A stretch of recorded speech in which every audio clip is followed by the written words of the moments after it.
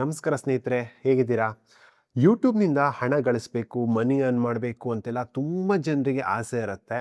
So usually ಇನ್ನೂ ಕೂಡ YouTube channel create ಮಾಡಿ ವೀಡಿಯೋಸ್ ಹಾಕಿ ಮನಿ ಅರ್ನ್ ಮಾಡೋಕ್ಕೆ ಸ್ಟಾರ್ಟ್ ಮಾಡಬೇಕು ಅಂತ ಅಂದ್ಕೊಂಡವ್ರು ಇರ್ತಾರೆ. ಅಥವಾ ಆಲ್ರೆಡಿ ಸಣ್ಣ ಪುಟ್ಟ ಸಬ್ಸ್ಕ್ರೈಬರ್ಸ್ ಇರ್ತಾರೆ, ಕೆಲವೊಂದು ವೀಡಿಯೋಸ್ಗಳನ್ನು ಆಲ್ರೆಡಿ ಅಪ್ಲೋಡ್ ಮಾಡಿರ್ತಾರೆ. ಅಂಥವ್ರು ಮಾನಿಟೈಸೇಷನ್ಗೋಸ್ಕರ ಇನ್ನೂ ಸ್ವಲ್ಪ ರಿಕ್ವೈರ್ಮೆಂಟ್ಸ್ ಇರುತ್ತೆ, ಅದಕ್ಕೋಸ್ಕರ ವೆಯ್ಟ್ ಮಾಡ್ತಿರ್ತಾರೆ. ಅಂಥವರಿಗೆ ಈ ಒಂದು ವಿಡಿಯೋ ತುಂಬ ಇಂಪಾರ್ಟೆಂಟು. YPPಗೆ ಕ್ವಾಲಿಫೈ ಆಗಬೇಕು ಅಂತಂದರೆ ಕೆಲವೊಂದು ರಿಕ್ವೈರ್ಮೆಂಟ್ಸನ್ನು ಅವರು ಚೇಂಜ್ ಮಾಡೋದಕ್ಕೆ ಹೊರಟಿದ್ದಾರೆ. ಸೊ ಅದೇನು ಅಂತ ಪೂರ್ತಿಯಾಗಿ ಎಕ್ಸ್ಪ್ಲೇನ್ ಮಾಡ್ತೀನಿ ಸಿಂಪಲ್ ಆಗಿ. ಇದೇ ರೀತಿಯ ವೀಡಿಯೋಸ್ ತರ್ತಾ ಇರ್ತೀನಿ ಈ ಚಾನಲ್ನಲ್ಲಿ. ಟೆಕ್ ಅನ್ವೇಷಣೆ ಚಾನಲ್ ಸಬ್ಸ್ಕ್ರೈಬ್ ಮಾಡೋದು ಮರಿಬೇಡಿ. ಸೊ ಫಸ್ಟಿಗೆ YPP ಅಂತ ಹೇಳಿದ್ರೆ ಯೂಟ್ಯೂಬ್ ಪಾರ್ಟ್ನರ್ ಪ್ರೋಗ್ರಾಮ್ ಅಂತ ಹೇಳ್ತಾರೆ. ನಾವು ಯೂಟ್ಯೂಬ್ನಿಂದ ಹಣ ಗಳಿಸಬೇಕು ಅಂತಂದರೆ ನಾವು ಯೂಟ್ಯೂಬ್ ಜೊತೆ ಪಾರ್ಟ್ನರ್ ಆಗಬೇಕು. ಆ ಪಾರ್ಟ್ನರ್ಶಿಪ್ ಆಗಬೇಕು ಅಂತಂದರೆ ಕೆಲವೊಂದು ಮಿನಿಮಮ್ ರಿಕ್ವೈರ್ಮೆಂಟ್ಸು ಯೂಟ್ಯೂಬ್ ಹೇಳಿದೆ ನಮಗೆ.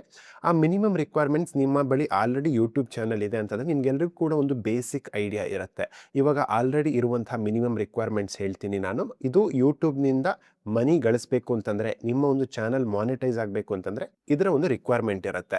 ಅದೇನು ಅಂತ ಹೇಳಿದ್ರೆ, ನಮ್ಮ ಒಂದು ಚಾನಲ್ನಲ್ಲಿ ಮಿನಿಮಮ್ 1000 ಸಬ್ಸ್ಕ್ರೈಬರ್ಸ್ ಇರಬೇಕು, ರೈಟ್? ಮಿನಿಮಮ್ 1000 ಸಬ್ಸ್ಕ್ರೈಬರ್ಸ್ ಇರಬೇಕು. ಹಾಗೂ ಲಾಸ್ಟ್ 12 ಮಂತ್ಸ್ನಲ್ಲಿ 4000 ವಾಚ್ ಅವರ್ಸ್ ಇರಬೇಕು. ಅಂತಂದರೆ ಇದು ವ್ಯಾಲಿಡ್ ಪಬ್ಲಿಕ್ ವಾಚ್ ಅವರ್ಸ್ ಅಂತ ಹೇಳ್ತಾರೆ. ನಾವು ಅಪ್ಲೋಡ್ ಮಾಡಿರುವಂಥ ವೀಡಿಯೋಸು ಬೇರೆಯವರೆಲ್ಲ ಪಬ್ಲಿಕ್ ನೋಡ್ತಾರಲ್ಲ, ಪ್ರತಿಯೊಂದು ಸೆಕೆಂಡ್ ಕೂಡ ಕೌಂಟ್ ಆಗುತ್ತೆ. ಅದು ಲಾಸ್ಟ್ 12 ಮಂತ್ಸ್ನಲ್ಲಿ ಟೋಟಲ್ 4000 ಅವರ್ಸ್ ಇರಬೇಕು. ಓಕೆ, ಇನ್ನು ಶಾರ್ಟ್ಸ್ ಕ್ರಿಯೇಟರಿಗೆ ಬಂದರೆ ಅವರಿಗೆ 1000 ಸಬ್ಸ್ಕ್ರೈಬರ್ಸ್ ಇರಬೇಕು. ಹಾಗೂ ಲಾಸ್ಟ್ 90 ಡೇಸ್ ಅಂತ ಹೇಳಿದ್ರೆ ಲಾಸ್ಟ್ 3 ಮಂತ್ಸ್ನಲ್ಲಿ 10 ಮಿಲಿಯನ್ ವ್ಯೂಸ್ ಇರಬೇಕು. ಇಷ್ಟು ಇದ್ದರೆ ನಾವು ಯೂಟ್ಯೂಬ್ ಪಾರ್ಟ್ನರ್ ಪ್ರೋಗ್ರಾಮಿಗೆ ಅಪ್ಲೈ ಮಾಡಬಹುದು.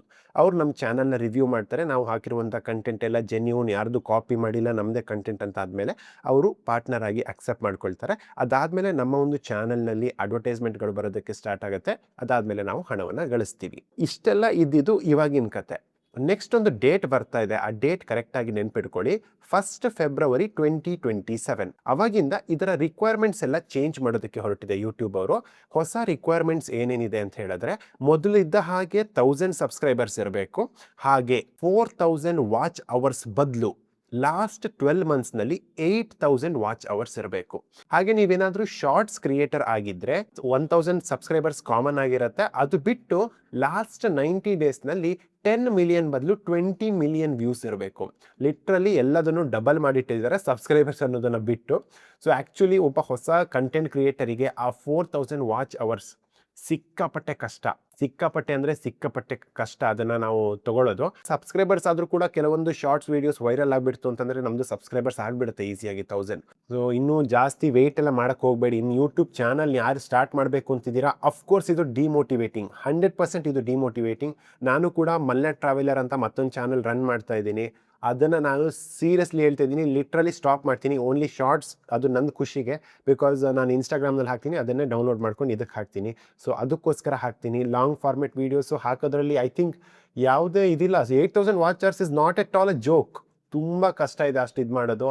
ನಮ್ಮ ವೀಡಿಯೋ 1 ಅಥವಾ 2 ವೈರಲ್ ಆಗಲೇಬೇಕು. ಆ ಥರ ಮಾಡಬೇಕಂದ್ರೆ ನಿಧಾನಕ್ಕೆ ಈ ಥರ ಗ್ರಾಫ್ ಹೋಗ್ತೀವಿ ಅಂತಂದರೆ ಆಗೋದಿಲ್ಲ. ಲಾಸ್ಟ್ 12 ಮಂತ್ಸ್ನಲ್ಲಿ ಸಿಕ್ಕಾಪಟ್ಟೆ ಕಷ್ಟ ಇದೆ. ಸೊ ಆಲ್ರೆಡಿ ಟೆಕ್ ಅನ್ವೇಷಣೆ ಚಾನಲ್ ಅಂದು ಮಾನಿಟೈಸ್ ಆಗಿದೆ. ಸೊ ಅಫ್ಕೋರ್ಸ್ ಅದನ್ನು ನಾನು ಹೇಳಬೇಕು. ಆಲ್ರೆಡಿ ಮಾನಿಟೈಸ್ ಆಗಿದೆ ಅಂತಂದರೆ ನಿಮ್ಮ ಚಾನಲು, ಅದಕ್ಕೆ ಯಾವುದೇ ಒಂದು ಇಂಪ್ಯಾಕ್ಟ್ ಬೀಳೋದಿಲ್ಲ.